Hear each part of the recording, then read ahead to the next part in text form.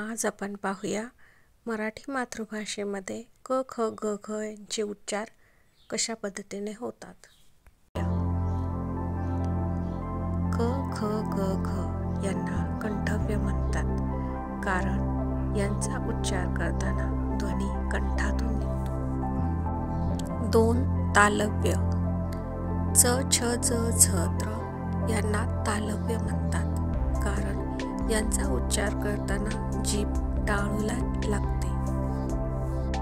3 मूर्धन्य ट ठ ड ढ न यांना मूर्धन्य म्हणतात, कारण यांचा उच्चार जीभ मूर्धाला लागल्याने होतो।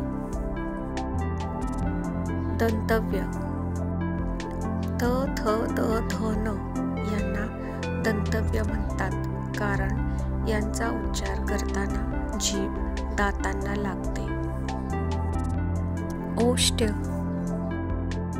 प फ ब भ म यांना ओष्ठ म्हणतात, कारण यांचा उच्चार ओठ जुळल्याने होतो।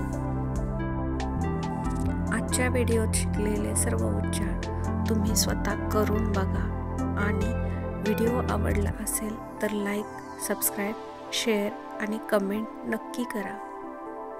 धन्यवाद।